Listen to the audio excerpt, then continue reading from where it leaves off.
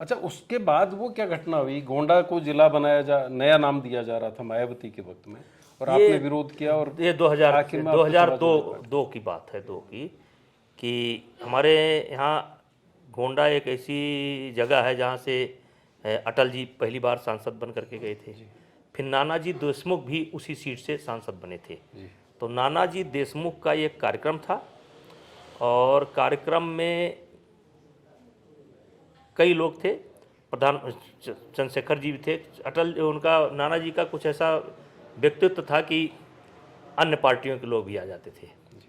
और मायावती जी मुख्यमंत्री थी, और उन्होंने अचानक घोषणा कर दिया कि कहा कि मैं गोंडा जनपद का नाम बदल करके लोक नायक जयप्रकाश नारायण नगर रखती हूँ। तो कोई बोला नहीं। मैं गया उठ करके, और हमने कहा कि देखिए, गोंडा का एक अपना स्वयं का इतिहास है। गोंडा का इतिहास ये है कि गोनर्द, मतलब हमारा सारा इतिहास अयोध्या से जुड़ा हुआ है। और गोंडा शब्द गोनर्द, गौएं जहाँ नाद करें, यहाँ से शुरू हुआ है।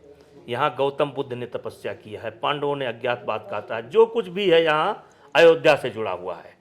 तो ये वैसा नाम नहीं है। और जहाँ तक जयप्रकाश जी की बात है, हम लोग भी इज्जत करते हैं, लेकिन राजनीतिक जीवन में जयप्रकाश, ये सारी बातें मेरी हुई।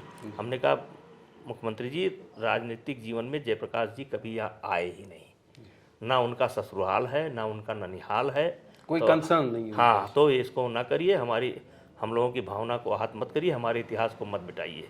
तो मायावती जी को गुस्सा आ गया। उन्होंने कहा कि जो हो गया हो गया।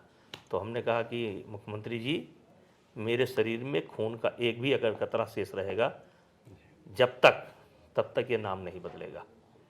और फिर मुझे याद है, एक बड़ा आंदोलन मैंने खड़ा किया, करीब 250-300 किलोमीटर की पदयात्रा की, और करीब उस समय 50,000 आदमी की सभा की। और फिर जाकर के मैं अटल जी से मिला, और अटल जी ने मात्र 2 मिनट के अंदर ही मुख्यमंत्री जी को फ़ोन करके मना कर दिया, और गोंडा तब से गोंडा बना रह गया। अब एक आखिरी सवाल, वक्त आपकी व्यस्तता है, एक आखिरी सवाल, ब्रजभूषण शरण सिंह को गुस्सा क्यों आता है? आपको लगा कि मुझे गुस्सा आता है? आप पिस्टल तान देते हैं, अब आप एक मारेंगे पहलवान तो की थप्पड़ मार देते हैं। अब पहलवान का भी सुन लीजिए। वो पहलवान मेरे अखाड़े का था, वो गया, वो वही झगड़ा था जैसे हम मना करते हैं। तो उसने वो लड़ना चाहता था, नाजायज लड़ना चाहता था। तो उसने धीरे से कान में आकर के मुझसे कहा कि मैं नंदनी नगर का हूँ। तब मैं, अगर मेरी वीडियो सुनिए, तो हमने कहा तू नंदनी नगर का है तो तुम्हारे लिए अलग कानून, तुम नंदनी नगर का है तो तुम्हारे लिए अलग कानून। तो अगर वो नंदनी नगर न कहता तो मैं न करता कि तुम मेरे पहलवान हो, तो इसके तुम्हारे लिए अलग कानून, देश के लिए अलग कानून। तो ये अलग बात है। और देखिए, पहलवान को कंट्रोल करना ना, अब कंट्रोल तो कर रहे हैं लोग इस समय, पहलवान को कंट्रोल कर रहे हैं, कर तो रहे हैं इस समय। देखिए क्या आफत मचाए हुए हैं। तो थोड़ा सा जो है, तो गुस्सा तो कभी कभी जरूरी होता है ना। गुस्सा भी, क्या हम बच्चे को अपने नहीं कभी ठोकते पीटते हैं?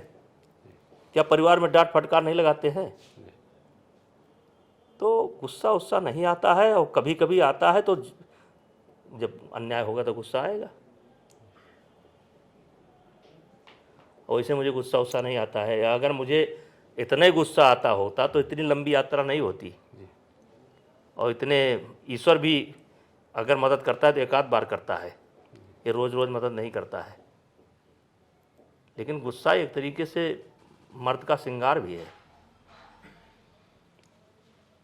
ये मर्द का श्रृंगार है। ये राजस्थान का इतिहास क्यों भरा पड़ा है?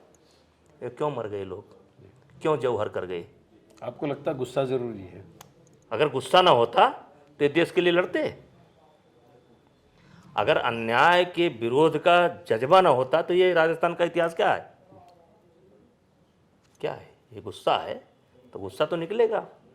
कोई हमला कर रहा, आप देखिए 6वीं शताब्दी से लेकर के 12वीं शताब्दी तक झेला है राजस्थान ने या राजपूतों ने, तो क्या है? ना गुस्सा आता लेट जाते, जैसे और लोग लेट गए लेट जाते। गुस्सा जो है भगवान राम को नहीं आया क्या? कृष्ण को नहीं आया? जो भी देश के लिए, समाज के लिए कुछ करना चाहेगा, परिवार के लिए भी, परिवार को भी ठीक करना है, तो गुस्सा आएगा। कभी हम बच्चे का कान पकड़ते हैं, कभी उसको ठोंक बजा देते हैं। अब मुझे याद है विद्यार्थी जीवन में एक बार एक टीचर ने मुझे ऐसे मारा था, एक डंडा ऐसे लाल लाल हो गया था। अब ये 100 वर्ष के हो गए होकर के अभी मरे हैं 3-4 साल पहले। मैं जब भी जाता था तो उस डंडे को याद करता था, उनके घर जाकर प्रणाम करता था। गुस्सा इतना अच्छा चीज़ है, क्योंकि उन्होंने मुझे क्यों मारा था मुझे याद था, और मैं उनका पैर छूता था जाकर के। तो गुस्से को लेकर के भी आपकी एक बड़ी फिलॉसफी है। और आप किसी से